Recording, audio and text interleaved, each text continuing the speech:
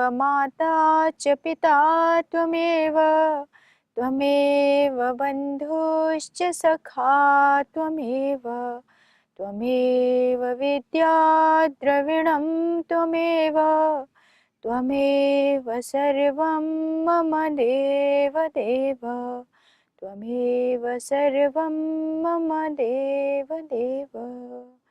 ओम श्री परमात्मने नमः। आज हम पुनः श्रीमद् भगवत महापुराण के माध्यम से हमने देखा कि किस तरह से वृत्रासुर और इंद्र आपस में युद्ध करते हैं और अंत में वृत्रासुर की सद्गति होती है। इसी क्रम को आगे श्री सुखदेव जी महाराज राजा परीक्षित को कथा का जो रसस्वादन करा रहे हैं उसमें हम भी सम्मिलित होते हैं कि किस तरह से एक सदगुरु के सानिध्य में रह करके जीवन हमारा परिवर्तित होता है। तो यहाँ पर जब एक सदगुरु का सानिध्य मिलता है जो समर्थ गुरु हैं, उससे शिष्य का कल्याण होना निश्चित है। जैसे कि राजा परीक्षित एक प्यासे की तरह श्री सुखदेव जी महाराज के चरणों में बैठ करके इस कथा का श्रद्धा से पान कर रहे हैं। तो हमारा जीवन कब बदल जाएगा, किस शब्द से बदल जाएगा, ये हमें भी पता नहीं होता है। सबसे बड़ा जो है हमारे जीवन का जो विडंबना है वो दो ही तत्व हैं, एक अहंकार और दूसरा है क्रोध, जो कि वृत्रासुर और इंद्र दोनों के बीच में हमें देखने को मिलता है। कुछ घटनाओं और दृष्टांत या उदाहरणों के माध्यम से जब हम किसी चीज को देखते हैं तो वो जल्दी समझ में आती है और हमारे अंदर भी उतर जाती है। जैसे कि एक शिष्य रहता है, वो साधना भी करना चाहता और आध्यात्म के पथ का प्यासा बन करके आश्रम की ओर चल पड़ता है। कहाँ जाएगा उसे नहीं पता। चलते चलते देखा कि किसी दूर जंगल में एक कुटिया उसको नजर आती है, तो दूर जाकर एक महात्मा के आश्रम में पहुंचता है और वहां जाकर अनुनय विनय करने लगा कि मुझे दीक्षित कीजिए, मैं आपका शिष्य बनना चाहता हूँ। गुरु उसको ध्यान से देखे और बोले, पहले आप शुद्ध होकर के आइए, फिर मैं आपको दीक्षा दूंगा। अब गुरु की आज्ञा मान करके स्नान करने चला गया। आश्रम में एक झाड़ू लगाने वाली माता रहती थी। महात्मा ने उनको बुलाया और दीक्षित किए, कुछ निर्देश दे दिए। अब नहा करके जब शिष्य आता है, आश्रम की ओर चल पड़ा। जिज्ञासु प्यासा था क्योंकि साधना करनी है। जब आश्रम के नजदीक थोड़ा दूरी था, वहीं पर एक महिला जो झाड़ू लगा रही थी, उसने इतना जोर से झाड़ू लगाया कि सारी मिट्टी उसके ऊपर जाकर गिरने लगी। वो क्रोध में भर गया और महिला को मारने के लिए दौड़ पड़ा। वो अब बच के दूर भागी और अपने प्राणों की उसने रक्षा की। आश्रम में पहुंच गया, गुरुजी से बोला कि मुझे आप दीक्षा दीजिए। गुरुजी मुस्कुराए और बोले कि अभी आप फिर से जाइए और शुद्ध होकर के आइए। गुरु की आज्ञा, क्योंकि दीक्षा लेनी है। फिर से वो गया नदी किनारे और जा करके फिर स्नान किया। फिर से आया आश्रम में और महिला ने अब की बार जितना भी करकट कूड़ा जो भी इकट्ठा किया सब उसके ऊपर डाल दिया। इस बार वो महिला को मारने के लिए नहीं भागा, खड़ा रहा और गालियां देता रहा। गाली वगैरह दे करके वहीं पर शांत हो गया। फिर आश्रम में पहुंचता है, बोला गुरुजी अब दीक्षा दीजिए। फिर गुरु ने वही कहा, अभी आप शुद्ध नहीं हुए, फिर से जाइए स्नान करके आइए। फिर जाता है नदी में, फिर से स्नान करता है, फिर वापस आता है और फिर वही घटना जैसे कि पहले चल रहा था उसके साथ। इस बार महिला ने फिर से उसके ऊपर कचरा पुनः गिरा दिया। तो इस बार उसने ना तो गाली दी ना मारने के लिए दौड़ा, वहीं पर शांत हो गया और चुपचाप उसको ध्यान से देखने लगा।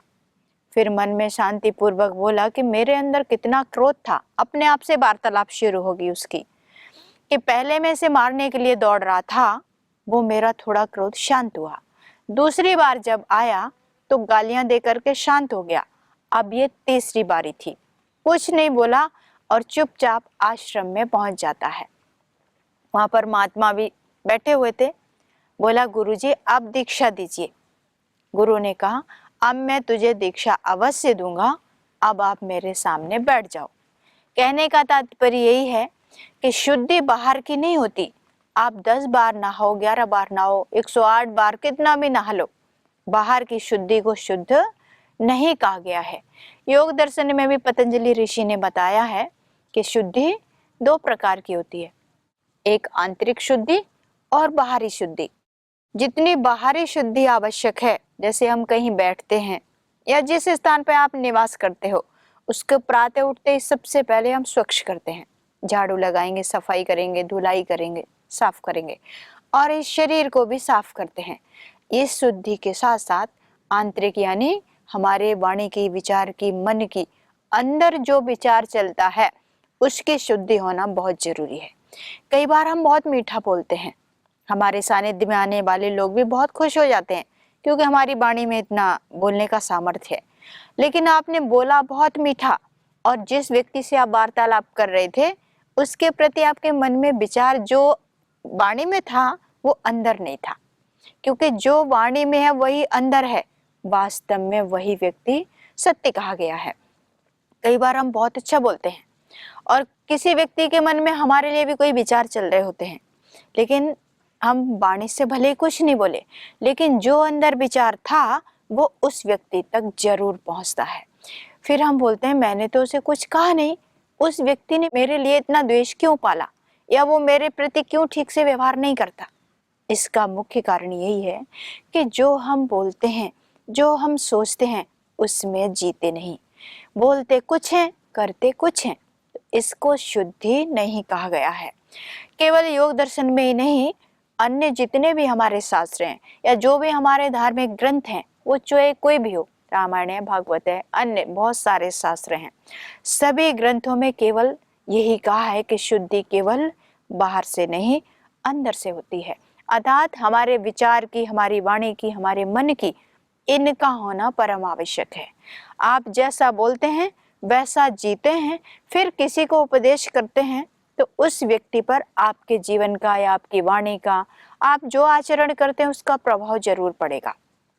हम बोलते बहुत हैं लेकिन जीते नहीं तो उसका प्रभाव कदापि नहीं होगा। तो ऐसे ही यह शिष्य था, जब तक गुरु ने उसे पूरी तरह शुद्ध नहीं कर लिया, उसे दीक्षित नहीं किया। यहाँ पर जो हमने दृष्टांत देखा कि बार बार उसके ऊपर कचरा गिराना, पहली बार में भयानक गुस्सा आया, हो सकता है पकड़ लेता तो मार भी देता, दूसरी बार में गाली देकर शांत हो गया, लेकिन तीसरी बार में वो मौन हो गया, कुछ बोला नहीं और उस महिला को मन ही मन धन्यवाद किया और बोला कि आज मैं आपकी वजह से अपने इस क्रोध के ऊपर कंट्रोल कर पाया, इस क्रोध पे विजय प्राप्त कर पाया। लेकिन सभी विजय प्राप्त कर लें ये बोलना बहुत सरल होता है, लेकिन जब हम जीवन में उतारते हैं तब पता चलता है कि कठिनाई कितनी होती है। जैसे कई बार बहुत उपदेश हम सुन लेते हैं, जरूरी नहीं है सबको हम अपने जीवन में उतार पाएं, लेकिन कोई एक ऐसा तत्व जरूर कहीं न कहीं, कभी ना कभी कोई घटना जरूर ऐसी होगी जिससे हो सकता है आपका पूरा जीवन ही बदल जाए।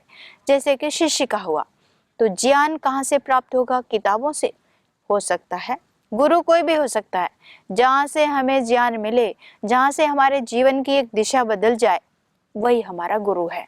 जैसे कि भागवत में भी आया है, दत्तात्रेय का उदाहरण हमारे सामने है, वो भी 24 गुरु बनाते हैं और 24 गुरुओं से उन्होंने कोई न कोई शिक्षा ली। वृक्षों को बनाते हैं, कुत्ते को बनाते हैं, काग को बनाते हैं, मछली को, बहुत सारे ऐसे उन्होंने अनेक गुरुओं को किया। यानी प्रकृति में जो कुछ भी हमें नजर आता है वो कुछ न कुछ हमें शिक्षा अवश्य देता है। तो जब हम किसी से कुछ लेते हैं तो वो हमारा गुरु है, चाहे छोटा ही बालक क्यों ना हो। बच्चे से सीखो या बड़े से सीखो, जहाँ से सीखा वो गुरु, और उसके प्रति सदा कृतज्ञ भाव मन में रखना चाहिए। जैसे कि यहाँ पर इस शिष्य का उदाहरण हम देख रहे थे, और जो कथा श्री सुखदेव जी महाराज राजा परीक्षित को श्रवण करा रहे हैं, उसमें भी गुरु और शिष्य के बीच में वार्तालाप चल रही है। तो किस वाणी को सुन करके हमारा जीवन बदल जाएगा हमें नहीं पता। ऐसे ही और एक शिष्य गुरु के साथ जाते हैं नदी किनारे घूमते घूमते, तो बैठ जाते हैं गुरुजी अपना आसन जमा के एक पेड़ के नीचे, और शिष्य इंतजार करता है कि कब ये उठें तब हम अपना काम शुरू करें, स्नान करें और दूसरे कार्यों को करें।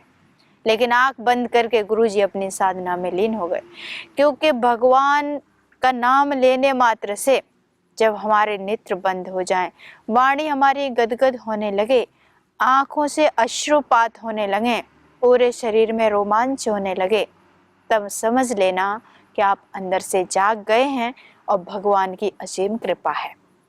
तो जो संत हैं, ऋषि हैं, जब हम उनका नाम लेते हैं, नाम लेने मात्र से ही अंदर एक पवित्रता का भाव आता है। तो हर जीवन का, चाहे वो आश्रमचार हैं, ब्रह्मचर्य, वानप्रस्थ, गृहस्थ, इनकी अपनी अपनी महिमा है। आप चाहे जिस आश्रम में रहें, उसकी अपनी महिमा है, लेकिन हमें जीना आना चाहिए। जीवन जीना कैसे है? तो यहाँ पर गुरु जी जो समाधि लगा के बैठे हुए हैं, शिष्य इंतजार कर रहा है। बोला, गुरु जी अभी स्नान करना है। गुरु ने कहा, पहले शिष्य बोला गुरु से कि ये लहरें थोड़ा शांत हो जाएंगी तब मैं स्नान करूंगा। तो गुरुजी ने भी बोला, थोड़ा वेट करो, लहरें शांत हो जाएं तब आप स्नान कर लेना। अब लहरें जो नदी में और समुद्र में लगातार उठ रही हैं, वो कभी शांत हो सकती हैं क्या? कभी नहीं। ऐसे ही हमारे इस जीवन रूपी जो तालाब है, जो समुद्र है, जो नदी है, इसमें भी हमारे विचारों की लहर जो है लगातार उठती है। इसी लहरों के बीच में, इसी द्वंद्व के बीच में, इन्हीं सुख दुख के बीच में हमें साधना करनी है और उस पथ की ओर बढ़ना है जिसे पाकर के एक विशाल, एक ऐसा जीवन आप जी सकते हैं जो दूसरे के लिए प्रेरणा स्रोत बन जाए। तो राजा परीक्षित एक राजा थे, थोड़ी सी भूल हुई थी उनसे, शिकार करने के लिए जंगल में पहुंचते हैं।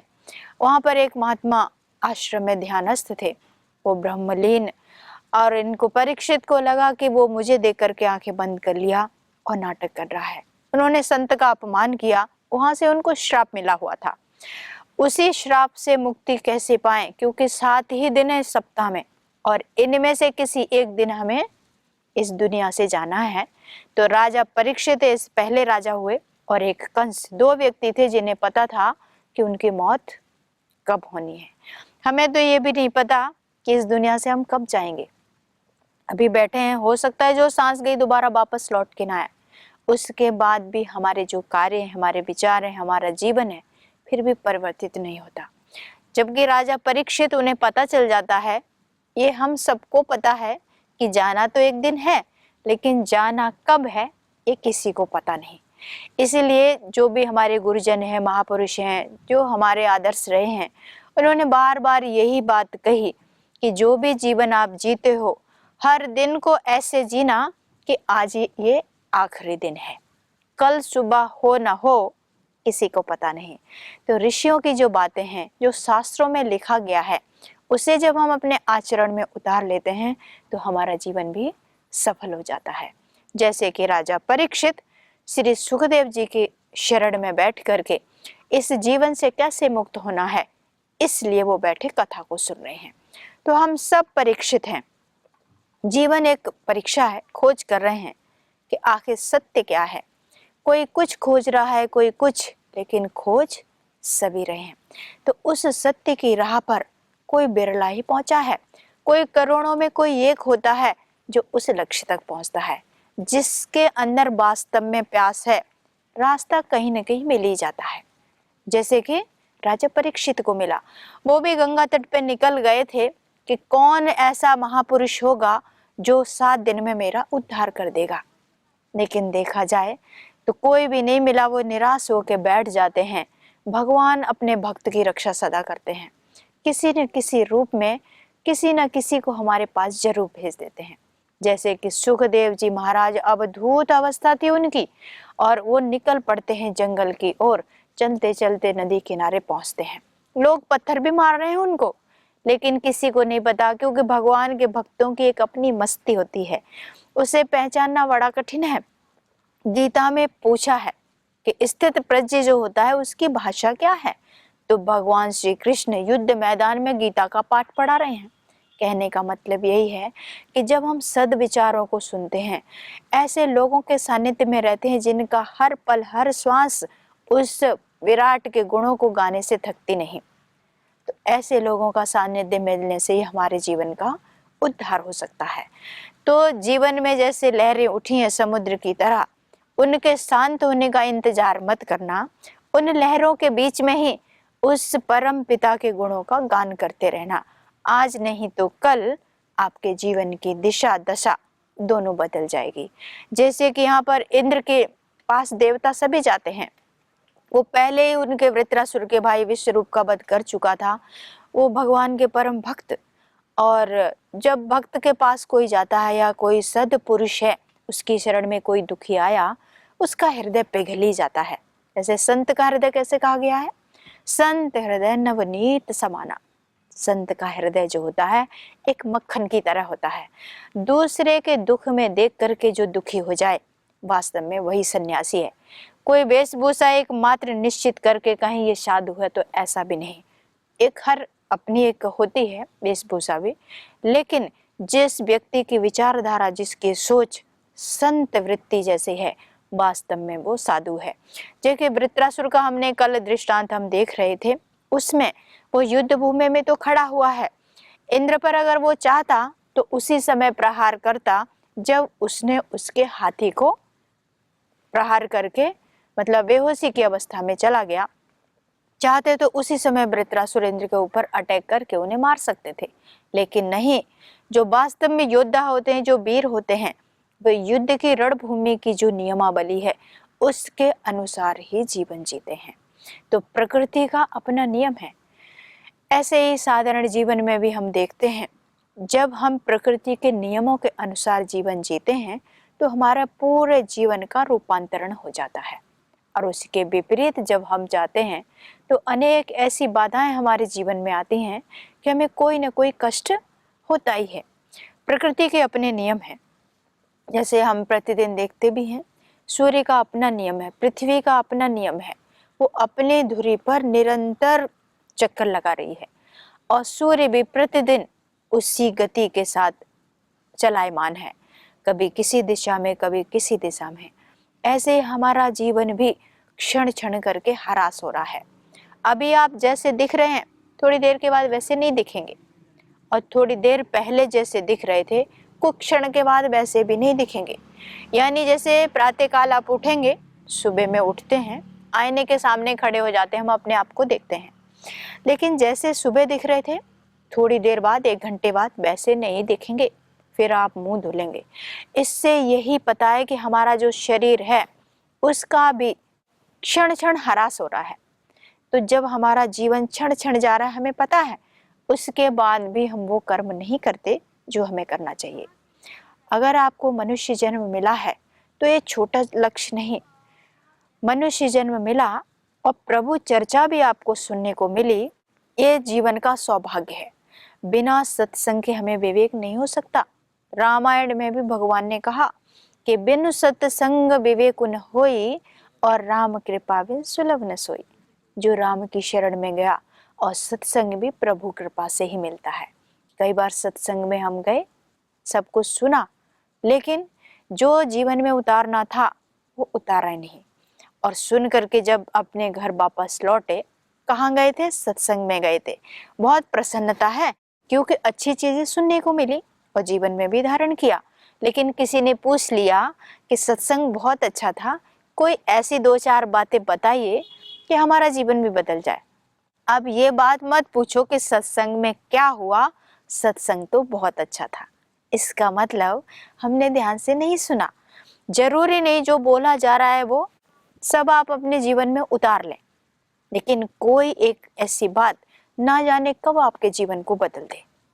तो ऐसे ही जब महापुरुषों के सानिध्य में जाते हैं तो जीवन का उद्धार निश्चित है। जैसे कि राजा परीक्षित श्री सुखदेव जी के सामने बैठ करके उस कथा का रस पान कर रहे हैं, जिसे 7 दिन में राजा परीक्षित ने श्रवण करके इस शरीर को परम गति प्राप्त कर दी थी। यानी स्थूल शरीर तो यही छूटेगा, कोई इसे लेके नहीं गया, ना जाएगा कभी। जैसे कि राजा परीक्षित का शरीर भी यहीं पर जल के भस्म हो गया था। तो ये एक बहुत बड़ा साधन है। इस साधन से उस साध्य को प्राप्त करना ही हमारे जीवन का परम लक्ष्य है। अब यहाँ पर वृत्रासुर का तो मोक्ष हुआ, क्योंकि भगवान का नाम जपने मात्र से हमारा अंतःकरण शुद्ध हो जाता है। कलयुग में कहा भी है कि कलयुग केवल नाम आधारा, सुमिर सुमिर नर उतरे पारा। केवल भगवान के गुणों का गान करने मात्र से हमारे जीवन का कल्याण हो जाएगा। केवल गान करने मात्र से ये बात नहीं है। अगर आप प्रभु के गुणों का गान कर रहे हो तो वो अंतःकरण से होना चाहिए। आप झाड़ू भी लगा रहे हो तो इस भाव से कि परमात्मा ना जाने किस रूप में इस रास्ते से गुजरेंगे, तो उन्हें कोई पीड़ा ना हो जाए, इस भाव से जब कोई भी कर्म करो, झाड़ू एक उदाहरण है, इस भाव चेतना से जब हम जीते हैं तब उसकी कृपा दृष्टि हमें प्राप्त होती है। काम तो कर रहे हैं, गुणगान तो कर रहे हैं, लेकिन चित्त कहीं और है, क्योंकि मन बहुत चलायमान है। एक क्षण में कितने विचार इसमें आ जाते हैं हमें भी पता नहीं होता। तो ऐसे ही राजा परीक्षित कथा को उन्होंने सुना, सुनते तो हम सब हैं, बहुत लोग सुनते हैं, लेकिन जिस तरह राजा परीक्षित ने श्रवण किया था श्रद्धा भाव से, प्रायश्चित की भावना से, उसी तरीके से अगर हम भी श्रवण करें तो निश्चित रूप से आपका कल्याण होगा।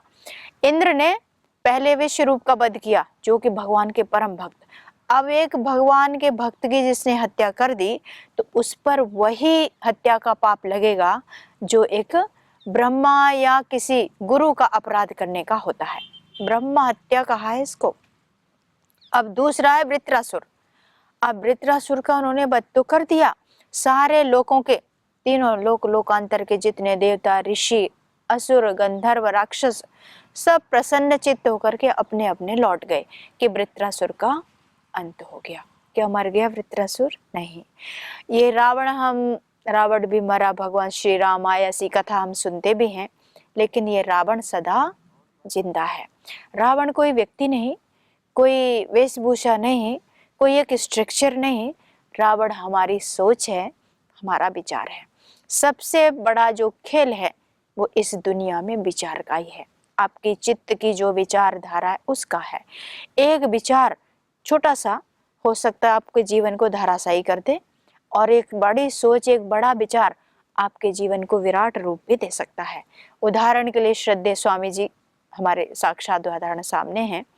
छोटे से गांव से निकले, उन्हें नहीं पता जाना कहाँ है, लेकिन इतना पुरुषार्थ, इतनी मेहनत वो भी श्रद्धा से की।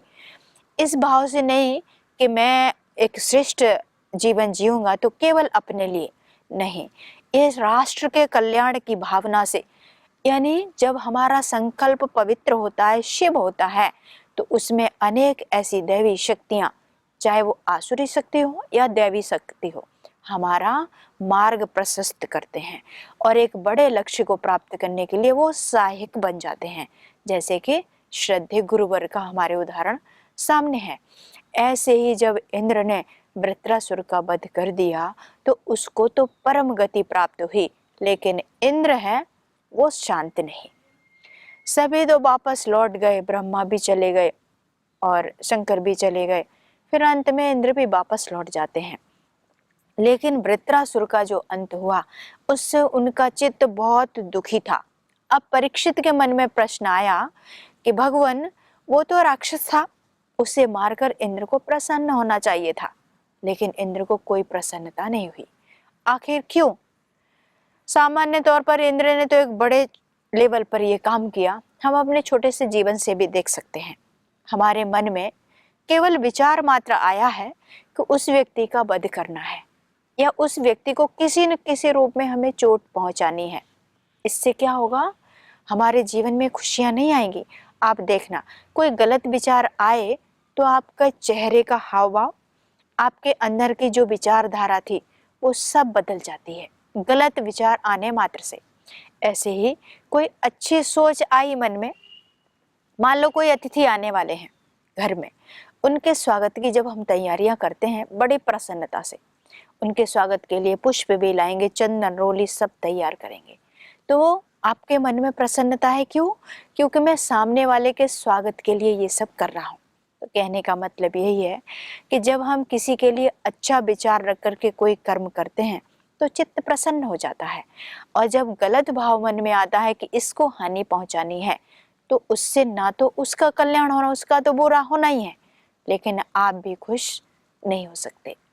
जिस व्यक्ति का लक्ष्य विराट है, सामने वाले को खुशियां देने का विचार जिसके मन में आया, उसके जीवन में भगवान अपने आप खुशियां भर देगा। तो जब हम किसी को खुशियां देने की भावना से काम करते हैं, सामने वाले को खुशी तो मिलेगी, लेकिन आपके जीवन में पहले प्रसन्नता आएगी।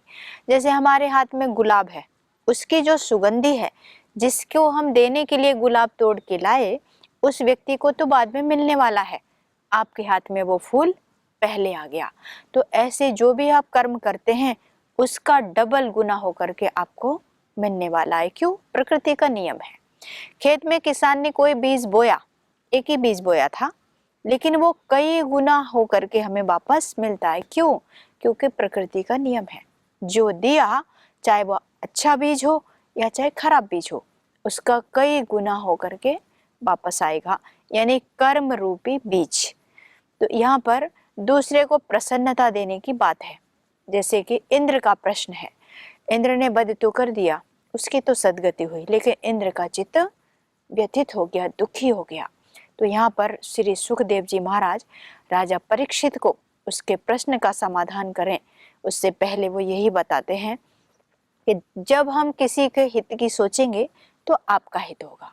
अब इंद्र ने उसे मार दिया, लेकिन अब इंद्र भयभीत है और केवल एक ही चीज उसको दिखाई दे रही है कि ब्रह्म हत्या जो मैंने की है वो मेरा पीछा कर रहा है। अनेक रूप उसको दिखाई दे रहे हैं, केवल सोच मात्र रहा है, जबकि ऐसी कोई वस्तु है नहीं। कभी आंखें बंद करता है तो ऐसा दिख रहा है कोई सफेद कपड़े पहने हुए उसका पीछा कर रहा है। ये सब क्या है? उसके कर्म ही उसका पीछा कर रहे हैं। ऐसे ही आप संसार में रहते हुए जो भी कर्म करेंगे वो आपका पीछा करेंगे। तो इस दृष्टांत के माध्यम से हमें यही शिक्षा है कि हमारा अहंकार और क्रोध को अगर हमने जीत लिया तो दुनिया की कोई ताकत आपको नहीं हरा सकती। आगे इंद्र इसका समाधान है उनको कैसे मिलता है, अगले अंक में देखेंगे। इसी के साथ मैं वाणी को विराम देती हूँ। ओम शांति शांति शांति। ओम श्री गुरुभ्यो नमः।